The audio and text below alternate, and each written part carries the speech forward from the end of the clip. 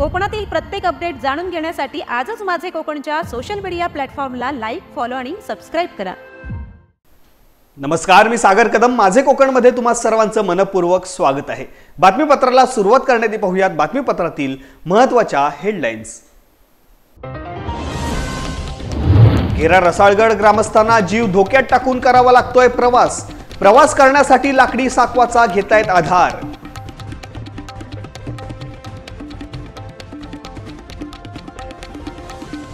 राजापूर शहरातील मापारी मोल्ला येथील रहिवासी आक्रमक, नागरिकांनी राजापूर नगर परिषदेला दिला इशारा।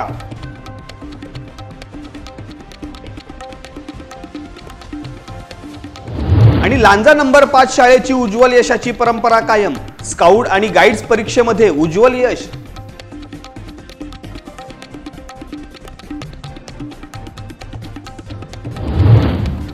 आता पाहूया सविस्तर वृत्त।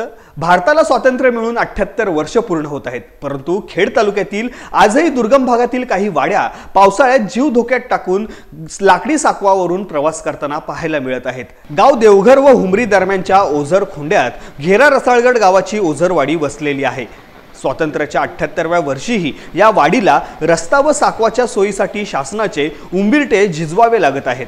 पावसाळ्यात ओझरवाडीचा तालुक्याशी संपर्क तुटलेला असतो। अतिवृष्टीत अनेक वेळा लाकडी साकव वाहून जातोय। पक्क्या साकवाची व रस्त्याची सोय नसल्याने येथील विद्यार्थी पावसाळ्यात शाळेत जाऊ शकत नसल्याने येथील तरुण पिढी शिक्षणापासून वंचित राहत आहे। तसेच आजारी रुग्णांना दवाखान्यात घेऊन जाण्यासाठी डोलीचा आधार घेण्याशिवाय दुसरा पर्याय नाही। सरकारने घेरा रसाळगड गावातील ओझरवाडीला पक्का रस्ता व साकवाची सोय लवकरात लवकर करावी अशी मागणी स्थानिक ग्रामस्थांनी केलेली आहे।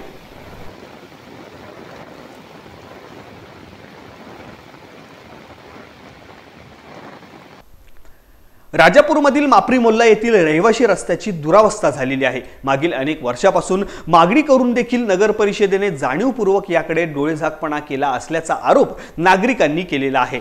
राजापूर नगर परिषदेला व्यवस्थापन जमत नसेल तर नागरिकांकडून कर घेणे बंद करा, तसेच परिषदेच्या ऐवजी ग्रामपंचायत राज घोषित करा अशी मागणी मापारी मोल्ला येथील नागरिकांनी केलेली आहे।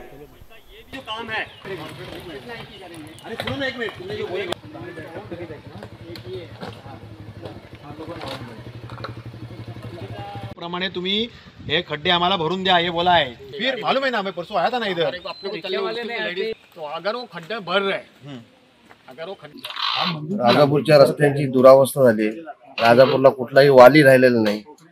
राजापूरमध्ये खडपेवाडी इथे असणारा कॉन्क्रिटीकरण करणार म्हणून सांगितलं तर खडपेवाडी ते जवळ चौक निधी नसतानाही उगाच वायदे दिले होता, तो रस्ता खणून टाकला। तिकडे ही काल एक महिला पडली, खर्चटलं। उद्या हे मेल्यावर कोण जबाबदार राहणार आहे? याला नगर परिषद राहणार आहे की वायदे देणारे राहणार आहेत? हे फक्त आम्हाला विचारायचं त्यांना, राज्यकर्त्यांना।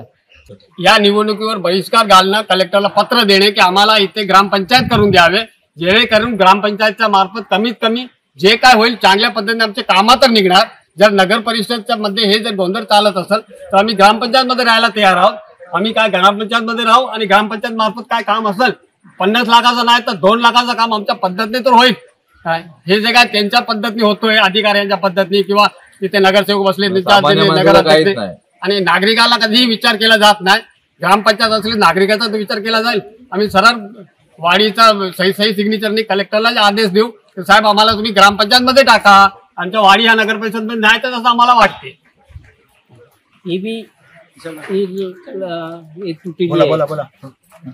ही पण तुटलेली आहे, ड्रेनेज लादी गेलेली आहे, कचरा सर्व आतमध्ये जातो। उद्या तुमला हे गटार किती तुटलेले आहे ते पण कोण बघत नाही। हा राजापूर शहरातील अजून एक मुख्य रस्ता आहे जो महापुरुष घुमटीपासून ते बलबली मशीद पर्यंत आहे। इथे एक वाडी आणि 2 मोहल्ले या वाडीवरती, या रस्त्यावरती आहेत। हा रस्ता डांबरीकरण करून जवळजवळ 8 वर्ष झाले आहेत आता, आणि नियमाप्रमाणे एक 5 वर्षानंतर तरी याच्यावरती एक डांबराचा कोटिंग यायला पाहिजे होतं, परंतु प्रशासकीय कारकीर्द असताना आणि झालेल्या सत्ताबदल नंतर या प्रभागाकडे अत्यंत दुर्लक्ष केला गेलेला आहे। म्हणजे इकडच्या नागरिकांना आणि वाडीवाल्यांना अक्षर टाकून दिल्यासारखं केलेलं आहे। तुम्हाला पाहिजे असेल तर घ्या, नाहीतर नको घ्या। आता हा रस्ता, या रस्त्याचा मंजुरी 2 वर्षापासून नगर परिषद जिल्हा प्रशासनाकडे करत आहे. स्वतः मी देखील हा रस्ता घेऊन गेलो होतो, परंतु बदललेल्या सत्ता बदल झाल्यामुळे हा रस्ता तसाच राहिलेला आहे. आणि आता होणाऱ्या आगामी निवडणुकांमुळे याच्यावरती थातूर मातूर काहीतरी खड्डे भरून देण्याची पद्धत सुरू केलेली आहे. ती आम्हाला कदापि मान्य नाही. जे काही करणार असाल ते एकदाच करा आणि ठोस करा. इथून लेडीज पण आणि लहान मुलं पण 18 वर्षावरील मुलं पण टू व्हीलर घेऊन जातात. जर एखादा पडून त्याचं जीवितहानी झाली तर त्याला सर्वस्वी जबाबदार हे प्रशासन आणि जिल्हा प्रशासन असणार आहे. महाराष्ट्र राज्य भारत स्काउट आणि गाईड्स यांच्याकडून आयोजित केलेल्या चतुर्थ चरण शिबिर चाचणीचा रिझल्ट जाहीर करण्यात आलेला आहे. या परीक्षेमध्ये लांजा नंबर 5 शाळेतील तब्बल 14 विद्यार्थ्यांनी यश संपादन केले असून शाळेची उज्ज्वल परंपरा कायम ठेवलेली आहे. सदर परीक्षा दिनांक 24 फेब्रुवारी ते 26 फेब्रुवारी 2025 रोजी जिल्हा प्रशिक्षण केंद्र सड्यामिरा रत्नागिरी येथे आयोजित करण्यात आली होती. या शाळेचे एकूण 14 विद्यार्थी परीक्षेसाठी बसले होते. 14 पैकी 14 विद्यार्थी चतुर्थ चरण परीक्षेमध्ये पात्र ठरले आहेत. या चतुर्थ चरण परीक्षेसाठी बसलेली रत्नागिरी जिल्ह्यातील जिल्हा परिषदची एकमेव शाळा आहे ज्या शाळेतील विद्यार्थी या परीक्षेसाठी बसले होते.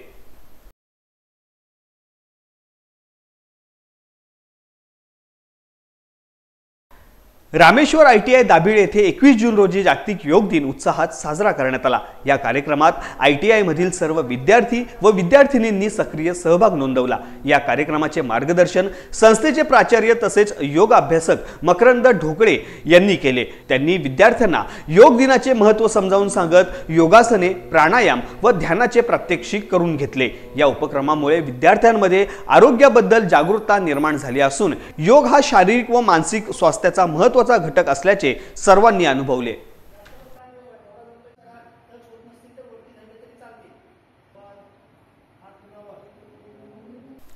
रोहा धाटाव क्रीडा संकुलामध्ये शनिवार दिनांक 21 जून रोजी सकाळी 7:30 वाजता 11वा आंतरराष्ट्रीय योग दिवस साजरा करण्यात आला.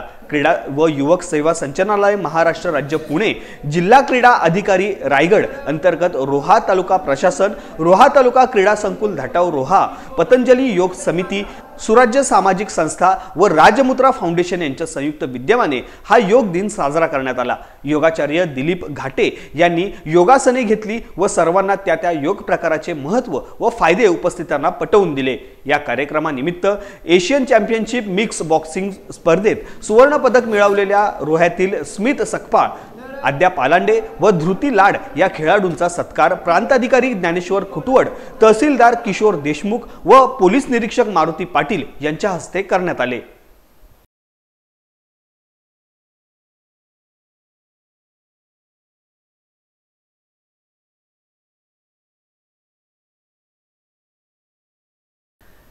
राजापूर तालुक्यातील शिवसेना उद्धव बाळासाहेब ठाकरे पक्षाच्या वतीने गुणवंत विद्यार्थ्यांचा सन्मान सोहळा आयोजित करण्यात आला होता. या कार्यक्रमामध्ये माजी खासदार व ठाकरे गटाचे नेते विनायक राऊत यांच्या प्रमुख उपस्थितीत हा सोहळा संपन्न झालाय. या सन्मान सोहळ्यात विद्यार्थ्यांना प्रशस्ती पत्रक आणि फोल्डर देऊन गौरवण्यात आले. हा कार्यक्रम विद्यार्थ्यांच्या मेहनतीची दखल घेणारा आणि त्यांना प्रेरणा देणारा ठरलेला आहे. आपल्या राजापूरच्या बॉर्डरला आहे दसूर पलीकडे साठवणे. इथे सायन्स कॉलेज माझ्या कारकिर्दीत मी त्यांच्या सहकार्यांच्या जोरावर सुरू केलेलं, म्हणून हे एक तुम्हाला आव्हान असेल, याकडे पण लक्ष द्या आणि पुढचं भवितव्य उज्ज्वल करण्याकरता जे आयुष्य आहे ते राजकारणासाठी नाही तर ते समाजकारणासाठी आहे. जे जे चांगले आहे, जे जे उत्तम आहे त्यांचं कौतुक करणं, त्यांना सहकार्य करणं, त्यांना मदत करणं, राजकारणाच्या बाहेर जाऊन समाजसेवा करणं. यासह बातमीपत्रामध्ये वेळ झाली इथेच थांबण्याची. कोकणात घडणाऱ्या घडामोडींची इत्यंभूत माहिती मिळवण्यासाठी आणि अपडेट जाणून घेण्यासाठी तुम्ही पाहत राहा फक्त माझे कोकण.